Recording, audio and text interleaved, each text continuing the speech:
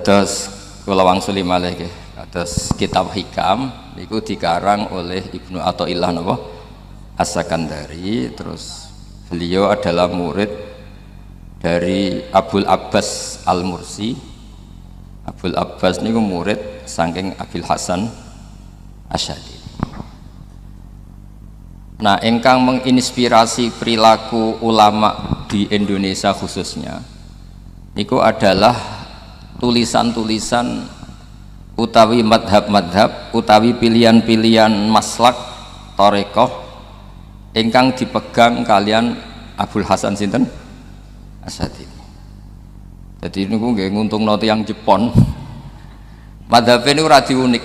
Terus di antara yang diceritakan Syekh Abul Hasan Asy'ari, nate suatu saat ada seorang wali, di mana-mana wali itu nggih selerane namung kepengin parak pangeran, mboten kepengin dosa.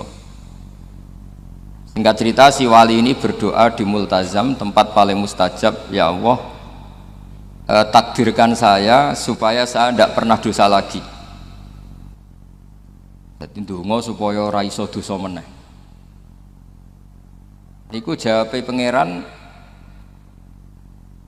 fa aina ad'u ghufrani. Wong iku nek ora dosa iku sifat ghafur ku ora nganggur. Ke Allah niku wis kadung di sifat ghafur, zat sing akeh napa ngapurane. Dadi umpama donya iku ora ana dosa iku sifat ghafur ku terus piye? Dan niku sing dadekno tiyang boten terus seneng dosa niku boten, tapi seneng arep-arep rahmati Allah Subhanahu wa taala meskipun keadaannya nate napa dosa. Kemudian itu jadi madhab yang membedakan ahli sunnah dan tidak ahli sunnah. Kamane jadi gerakan ekstrim. Ini ku ahli sunnah ciri khasnya niku mbok wong tahu dosa kaya apa tetap dianggap Islam. Ada kelompok ekstrim khawarid sing darani wong nak dosa niku berarti wis napa kafir. Jadi itu efeknya luar biasa dari madhab-madhab itu.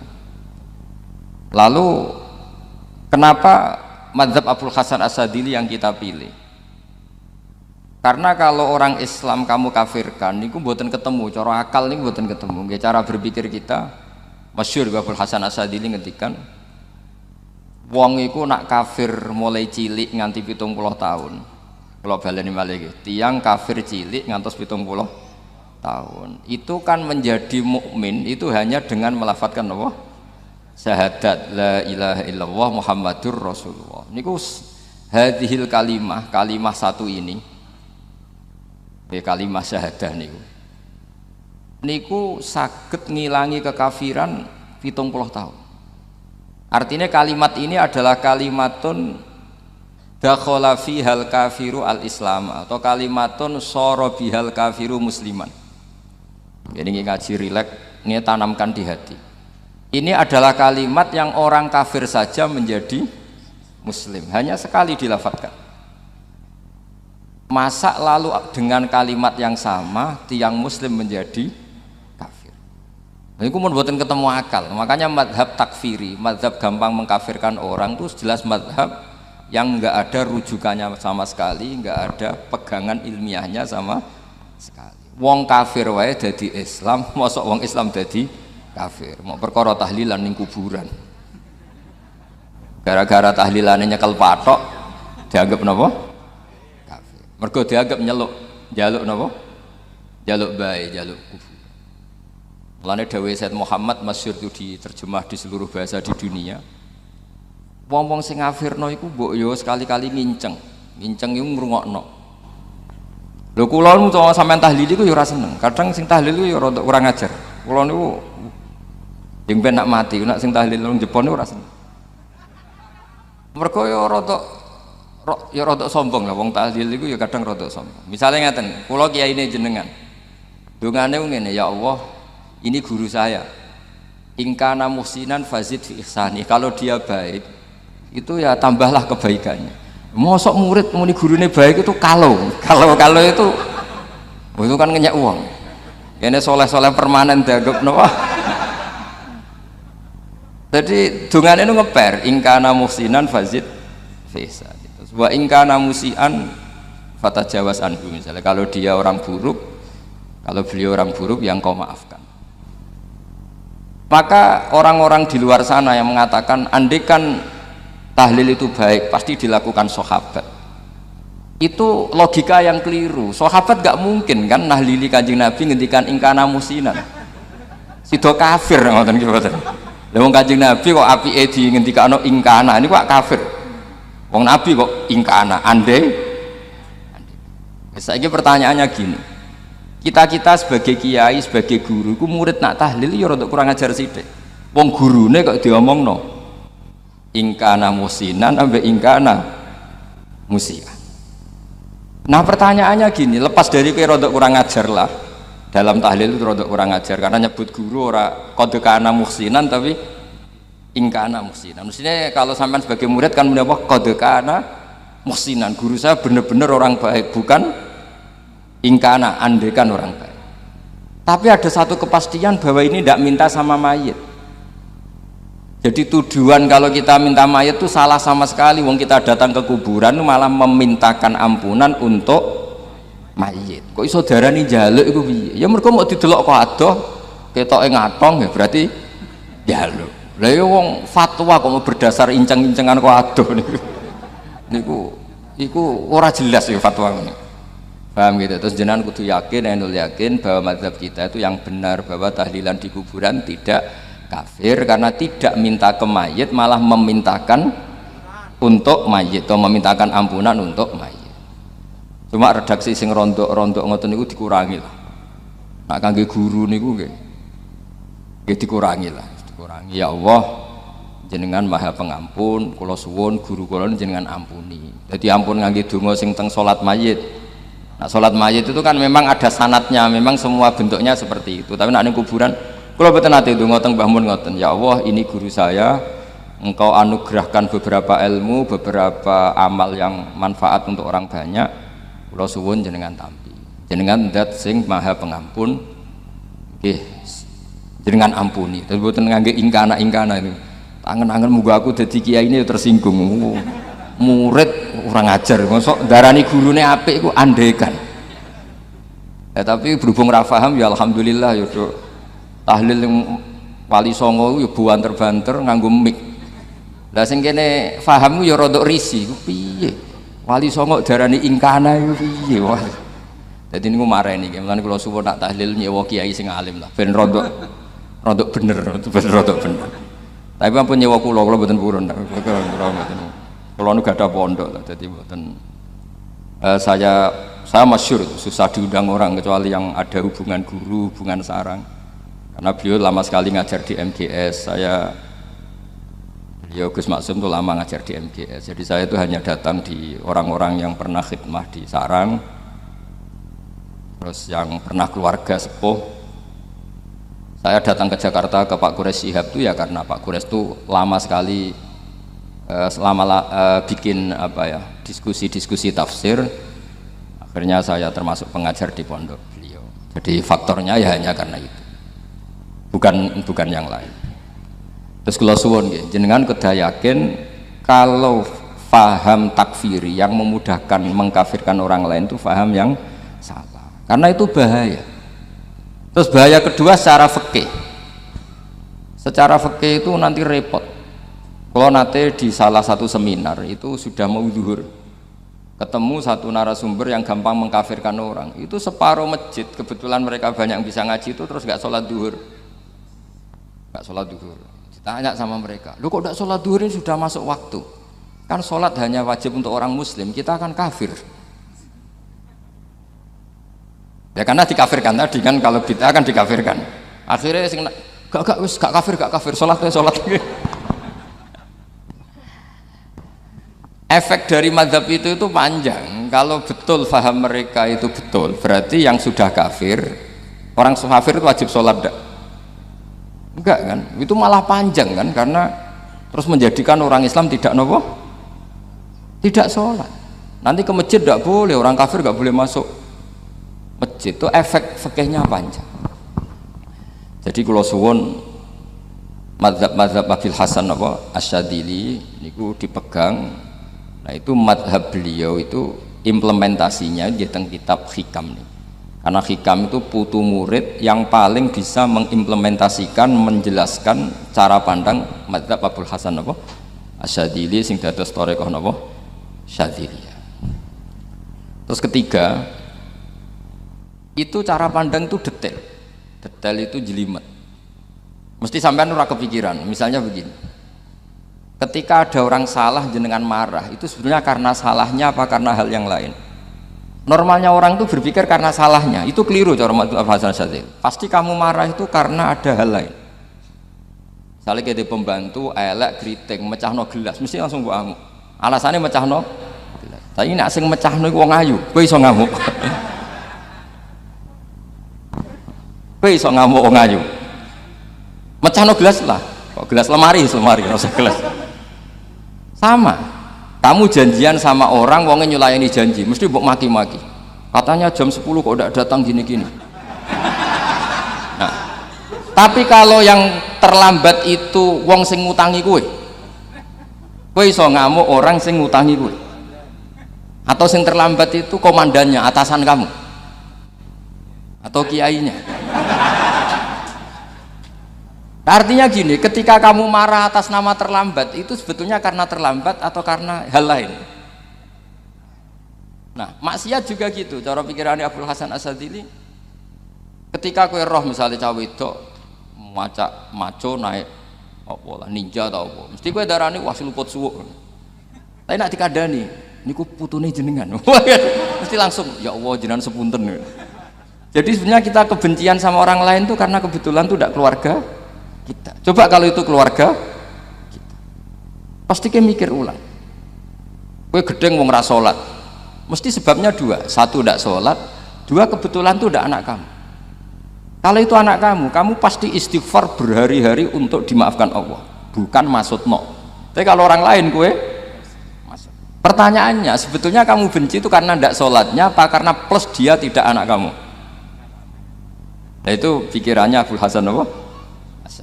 Kowe ngamuk itu gelas pecah itu perkara itu pecah gelas apa plus yang mecahno elek. Nah itu pecundang kita, itu cara pikiran Abul Hasan. Kita ini pecundang. Pecundang itu enggak fair. Napa? Betul fair.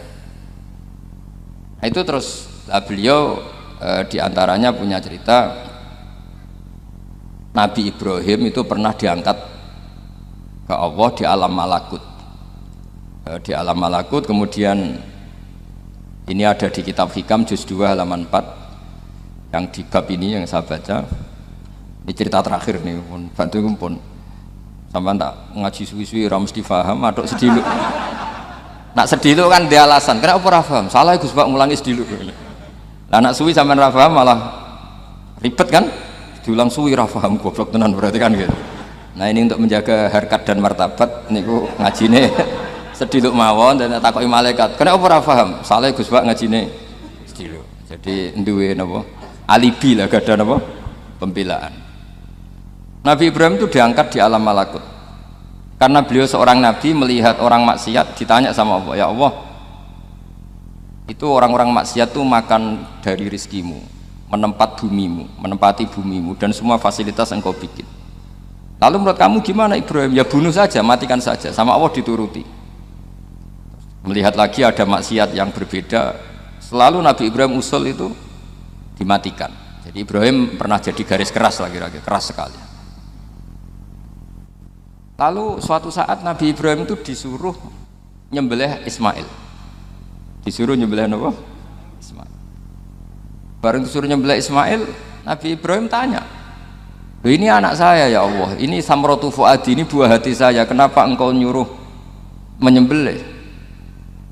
Cara ngetikane pangeran, apa kamu tidak ingat ketika tak angkat di alam malakut beberapa hambaku kamu usul supaya tak bunuh? Cara Jawane, cara Jepone kowe ora rasane dadi aku. Aku iku pangeran sing gawe aku enak kowe usul-usul kon mateni jare. Saiki gentenan, saiki anakmu sembelih. Rumangsamu dadi pangeran gak sayang mbek kawula. Kowe tak dadekno nabi ku kon dakwah ora kon mateni. Nabi Ibrahim nangis. Nah inilah perbandingan bagi kita. Sebenarnya saat kita benci maksiat, itu sebetulnya di hati kita itu tidak hanya maksiat, kita ada tidak fairnya, plus itu tidak orang yang terkait dengan kita. Jadi misalnya mau wangkel, misalnya penyanyi sing piye mau wangkel, suatu saat penyanyi ku WA kuwe, masa ya gelem dadi bojomu, ilang mangkelmu kan. Jadi pecundang, kita ini sebetulnya pecundang. Nah, syukur-syukur memang makom kamu sudah tinggi, memang benar-benar benci karena maksiat, paribasane wayu gelem mbok rabi tetap mangkel. Tapi saya tidak yakin soleh-soleh seperti ini imannya sampai seperti itu, tidak yakin. Dan saya kalau yakin begitu berarti keyakinan salah itu salah dan bodoh itu, karena itu nggak terbukti. Makanya ini kitab baru kalian, kitab hikam, karena ini acara ngaji hikam kula waos sedikit mawon kula waos ini jawabannya Nabi Ibrahim ketika disuruh nyembelih Ismail teng halaman 4 juz 2. Allahumma hadza waladi wa samratu fuadi wa ahabbun nasi ilayya fasami ilan yakul ama tazkurul lailah allati sa'alta fiha ihlaka abdi awama ta'lamu anni rahimun bi'ibadi kama anta syaqiqun biwaladik. Jadi Ibrahim, anak kamu sembelih. Kata Ibrahim, ini nggak mungkin Gusti, ini buah hati saya, kenapa engkau minta ini tak sembelih? Apa kamu tidak ingat pernah mengusulkan saya menghabisi sekian hamba saya? Kalau kamu bisa sayang anak kamu, saya juga sayang hamba-hamba kue enak we. Mikir. Jadi makanya kalau suwon kita ini hidup harus insaf. Nak kira dia duit, iku yo mangkel tenan, loro tenan. Terus bojomu mbok kon sabar pas kowe ra ngekeki duit, iku yo ora fair. Yo ben ngamuk. Satu kelihatan cerdas. Memang kondisi nggak punya uang itu harus ditanggapi dengan marah. Masa diapresiasi. Pinter mas kowe saiki dadi wong zuhud. Wah ya ribet kan, wes jos mas sampean, saya kira di duit, sampean sudah di wong zuhud, wong waro, tapi udah mati bareng saiki. Jadi sebetulnya Allah bikin emosi itu, andaikan boleh dibahasakan, wes dipikir. Walau la dafwahin nasa ba'dahum bi ba'dil lafasadatil ardh. Jadi bumi ini sebaiknya itu diisi dengan sekian perbedaan. Tapi tidak konflik, perbedaan dengan konflik itu beda. Saya ulang lagi, bumi ini sebaiknya diisi dari sekian apa? Perbedaan, karena justru itu bagus. Saya itu berkali-kali bilang, andaikan tidak ada pikiran kedua, ini dunia ini sudah rusak. Harus ada pikiran kedua. Misalnya ono wong kok terlalu apik mbek kanca, mesti bojone sambat, wong gak men ngopi mbek kancane, ra tau ngapi mbek bojone. Tapi kalau ngopi mbek bojone terus, mesti kancane sing sambat. Wah, jok rabi lali kanca. Ribet. Manusa itu ribet. Kados kula dugi mriki ini hormat Gus Maksum. Nggih mungkin tok ganjaran. Tapi untuk dosa sidik-sidik ninggal pondok. Jadi ya sudah. Ya mau tidak mau, karena memang hidup itu tidak banyak pilihan. Ada orang sering ibadah di masjid, sholat itu ya bagus. Tapi dia pasti tidak baik dalam sistem sosial. Umpama wong soleh kabeh ning masjid itu donya akeh sing mati. Karena tidak ada tim SAR paling murah. Loh iya kan, wong kecelakaan itu penolong pertama itu orang yang di masjid apa sing tukang ning dalan-dalan. Artinya sing nang masjid iktikaf mesti ra duwe ganjaran nulung wong kecelakaan. Artinya ada kebaikan yang pasti nggak bisa dilakukan orang yang sedang di masjid. Andaikan yang di jalan tuh orang-orang soleh itu wah dunya sebaldatun thayyibatu wa rabbun ghafur. Loh ya betul, Nabi pernah ditanya sahabat, ya Rasulullah kita ini senengane ngegeng di jalan. Ya kata Nabi, ya sudah nggak apa-apa, asal a'tut thoriq haqqaha, ya kamu memberi haknya jalan. Apa itu? Amar ma'ruf nahi mungkar. Maksudnya nahi mungkar gini, misalnya di bus itu ada orang soleh mayoritas, itu sing nyopet ya wedi, mergo mesti ditabuki wong akeh. Kalau yang di perapatan wong soleh kabeh, sing beda wedok ya isin, mergo sing perapatan wong soleh kabeh. Nah, masalahnya kira soleh kabeh, kemarin ribet kan gak soleh kabeh. Jadi sebetulnya Indonesia itu aman kalau yang di jalan tuh soleh semua, karena perempuan lewat gak diganggu, ada copet gak berani, semuanya aman. Maka di Islam itu menyebut kebaikan itu jumlahnya banyak sekali. Tidak bisa kamu wah hebat-hebatnya wong sing nang masjid terus, tidak bisa seperti itu. Andai kan semua orang di masjid, nah ono kecelakaan pertama yang nolong siapa? Nah ono wong golek alamat tuh takok sapa kabeh ning jero masjid. Ribet kan?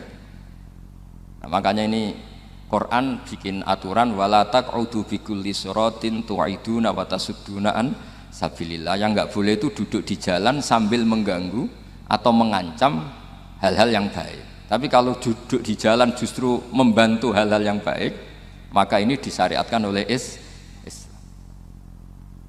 Jadi ini kita harus mulai mikir ya. Jadi walhasil ngendikane kitab Hikam, bayangkan yang maksiat itu anak kamu, istri kamu. Pilihan kamu itu memaafkan dan minta dimaafkan oleh Allah. Tapi ketika orang lain kamu minta supaya dilaknati Allah, ini tidak fair. Jika kita diajari guru-guru kalau minta ampun ighfirli wali walidayya wali jami'il muslimina wal muslimat, masih dikata wali jami'il muslimina wal muslimat wal mu'minina wal mu'minat. Itu filosofi yang luar biasa, kata jami, semuanya ya Allah engkau maafkan. Bukan keluarga saya tok, siapapun yang berkontribusi terhadap Islam ini engkau maafkan. Begitu juga di muqaddimah khutbah kula suwun harus ditradisikan wala alihi wa sahbihi ajmain. Kata ajmain ini kata pembeda. Mungkin orang baca hanya rutin, tapi kita yang nekuni ilmu, ajmain ini kata kunci. Fa inna ahlas syiah akramu sahabiyan wa ahanu sahabiyan akhar. Jadi tradisi madhab syiah itu apa? Ada sahabat yang begitu dimulia-muliakan berlebihan kayak Sayyidina Ali, dan ada yang dihinakan kayak Abu Bakar dan Umar. Lalu pembedanya dengan ahli sunnah apa? Kita menghormati sahabat wa sahbihi ajmain. Jadi hadhil kalimah kalimatun fariqah. Ini kalimah pembeda. Jadi ajmain buatan kalimah rutin terus ono jimati ono kasiate ini buatan.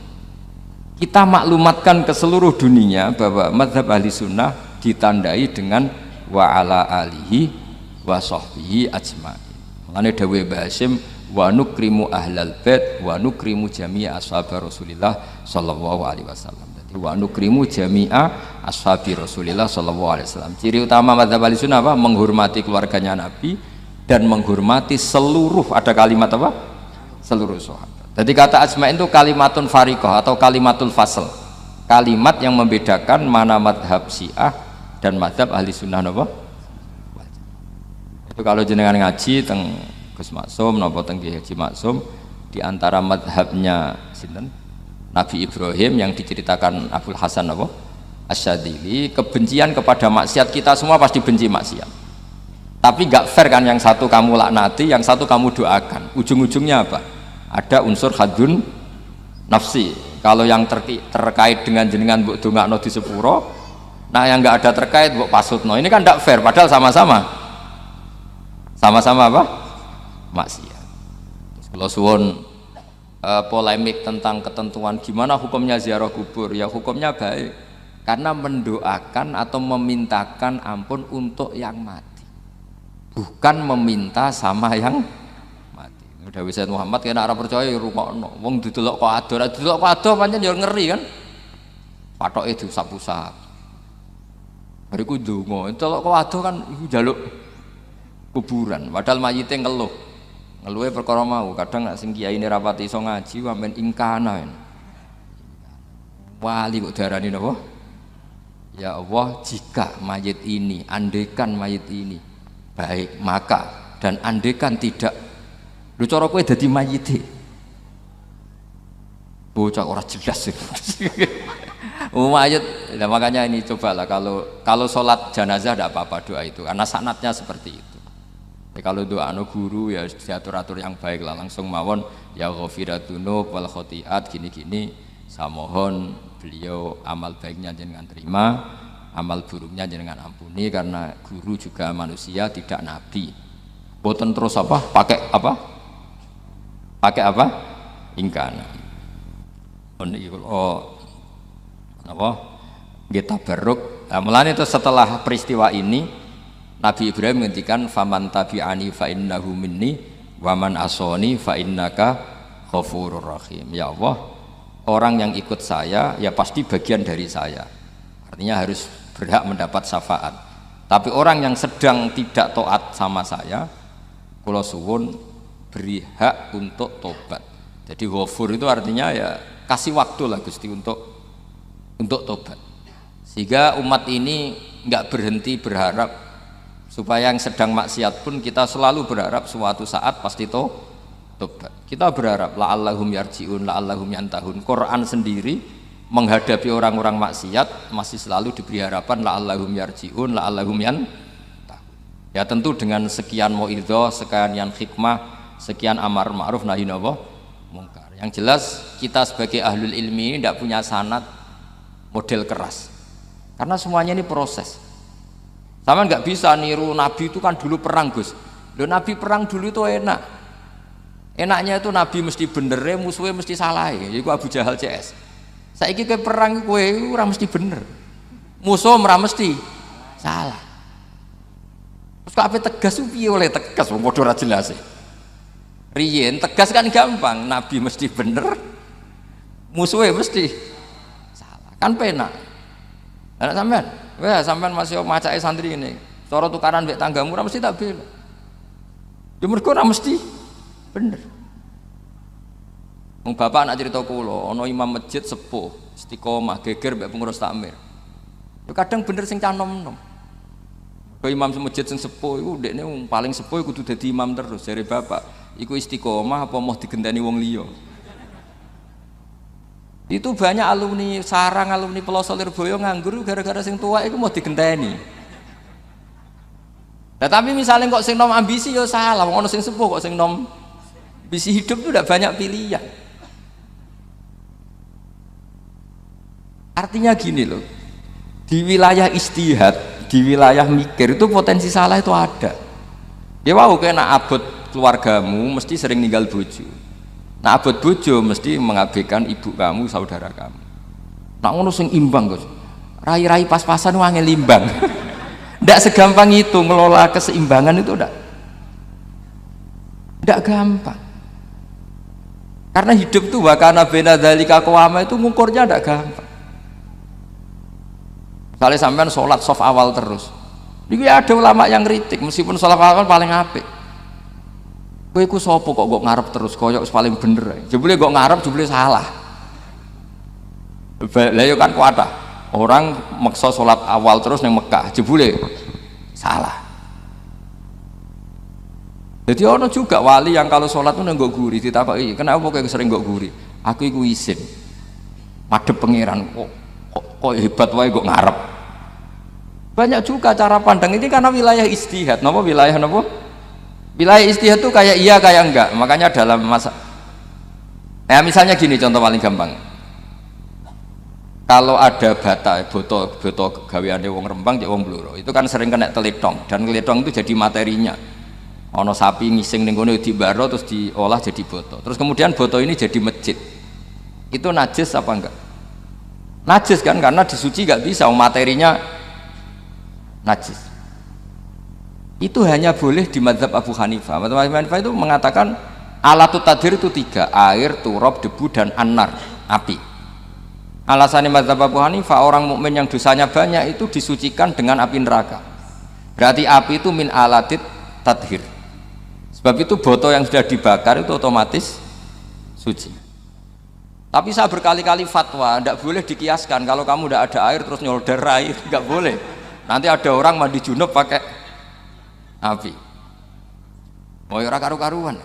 Ya sudah, contoh itu hanya nggo botol mawon, coba praktekno nak wudu ra ono banyu berarti oleh nganggo solder ya ndak. Tapi itu kan ilmu. Ilmu itu ya seperti itu akhirnya beberapa materi yang dari najis asal sudah mengalami pembakaran itu cara mazhab Abu Hanifah dianggap suci kayak botol, kayak keramik atau peso. Dulu beberapa materinya peso ya kadang ada materi yang najis. Tapi ini sudah mengalami pembakaran, maka dihukumi suci. Mungkin kalau contohnya aja go wudu lah. Semuanya pesan gua aja digo wudu, aja digo mandi junub. Misalnya iwak itu kalau besar cara Syekh Nawawi Banten itu tae cek dianggap najis karena bentuknya besar. Sekian intikal mazhab Abu Hanifah pun digoreng pun kena api, pun dibakar pun kena api. Jadi berarti pun apa? Suci. Nah itu jenenge mazhab. Jadi mazhab itu orang itu berpikir kemudian kayak iya kayak enggak. Makanya terus ada apa ijtihad. Nah, makanya dalam ranah ijtihad itu orang nggak boleh saling menyalahkan. Ya sudah itu sama-sama mungkin. Makanya kalau dalam ilmu usul fikih disebutkan ra'yuna shawabun yahtamilul khata' wa ra'yuka khata'un yahtamilus pendapat saya itu benar tapi ya mungkin salah, pendapat Anda salah tapi juga mungkin benar. Ini yang menjadikan ahli sunnah wal jamaah itu fleksibel. Fleksibel itu rileks. Karena di luar masalah usuluddin, masalah tauhid, itu ya mesti begitu. Sampean sering silaturahim ning kanca-kanca ning dulur-dulur. Apik. Tapi takokno bojomu, wong kok amen lunga. Karena terus kadang silaturahim nak keseringan yo keliru. Silaturahim jam 09.00 wae wong kerja. Maksudnya piye?